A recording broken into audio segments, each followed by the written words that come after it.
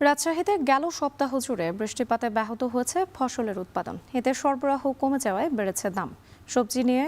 সবজির দরদাম নিয়ে আরও জানাতে রাজশাহীর খড়খড়ি বাজার থেকে যুক্ত হচ্ছেন রাকিবুল হাসান।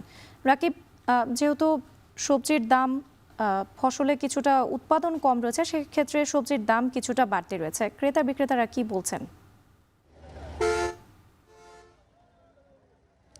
রাত্রি আসলে কৃষিতে তিনটি মৌসুম, রবি, খরিফ 1, খরিফ 2, অর্থাৎ এই যে শ্রাবণের শুরু থেকে কিন্তু খরিফ 2 শুরু হয়, অর্থাৎ এই সময়টি বেশ সবজির সরবরাহ থাকে বাজারে। তবে গেল সপ্তাহ জুড়ে কিন্তু আসলে বৃষ্টির পরিমাণ রাজশাহীতে বেশি হয়েছে, যার কারণে যে ফুল ফসল সেটি আসলে কৃষকের নষ্ট হয়েছে এবং কিছু কিছু নিচু জমি আসলে তলিয়ে গেছে পানিতে, যার কারণেই যে পরিমাণ আসলে উৎপাদন হওয়ার কথা, যেই পরিমাণ বাজারে আসার কথা, তার খানিকটা কম রয়েছে। তারপরেও কিন্তু স্থানীয় বাজার আসলে যে পরিমাণ চাহিদা সেটি আসলে পূর্ণ হয়ে যায়।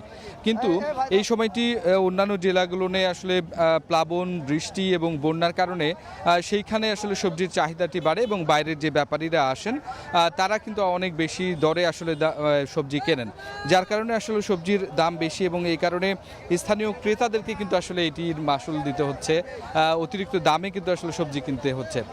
যেখানে পেঁপে আমরা গেল 2 সপ্তাহ আগেও বিক্রি হতে দেখেছি 15 টাকা দরে, সেটি আজকের বাজারে 30 টাকা দরে বিক্রি হচ্ছে। লাউ যেখানে 15 টাকা পিস বিক্রি হতো সেটি 50 টাকা পিস, চাল কুমড়া 50 টাকা পিস বিক্রি হচ্ছে। বেগুনের দর সর্বোচ্চ 60 টাকা থেকে 80 টাকা আমরা দেখেছি, আজকের বাজারে কিন্তু সেটি 150 টাকা কেজি দরে বিক্রি হচ্ছে এবং কোনো কোনো ক্ষেত্রে মানভেদে 120 টাকা পাওয়া যাচ্ছে। ঝিঙ্গা 50 টাকা কেজি দরে বিক্রি হচ্ছে, করলা 100 টাকা কেজি এবং কোনো কোনো ক্ষেত্রে মানভেদে এটিরও দাম 130 থেকে 150 টাকা দাম পর্যন্ত ছুঁয়েছে।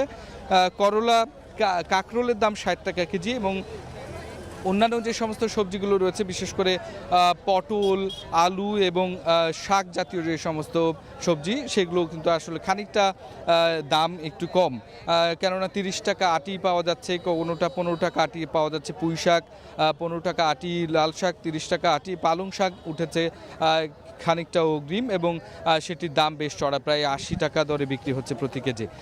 এভাবে কিন্তু প্রত্যেকটি যে পাইকারি বাজারগুলো রয়েছে, সেই পাইকারি বাজারে অন্যান্য যে সমস্ত সবজিগুলো ছিল সেগুলো কিন্তু যে পাইকারি যে দর সেটিও কিন্তু আসলে বাড়তি, কেননা বাইরের যে ব্যাপারীরা আছে তাদের আসলে হাকডাক এখানে বেশি এবং তারা কিনছেন অনেক বেশি এবং এখান থেকে প্রত্যেক দিন কিন্তু এই খড়খড়ি বাজার থেকে 4 থেকে 5 ট্রাক সবজি কিন্তু দেশের বিভিন্ন প্রান্তে চলে যাচ্ছে, বিশেষ করে সিলেট, কুমিল্লা এবং ঢাকার দিকে এই সমস্ত সবজিগুলো যাচ্ছে।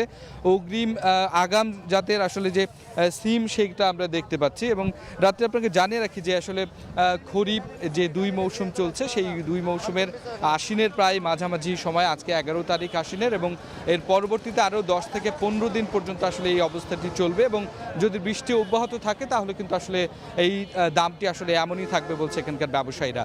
গেল এক সপ্তাহে আবহাওয়া অফিস বলছে যে 108 মিলিমিটার বৃষ্টি হয়েছে, অর্থাৎ আরও যদি এক সপ্তাহে যদি এই ধরনের বৃষ্টি অব্যাহত থাকে তাহলে কিন্তু দাম সবজির চড়া থাকবে এবং এটা ভুগতে হবে যারা আসলে স্থানীয় ক্রেতা রয়েছে তাদেরকে।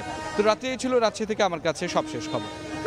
রাজশাহীর খড়খড়ি বাজার থেকে যুক্ত ছিলেন রাকিবুল হাসান, জানাচ্ছিলেন সবজি বাজারের খবর।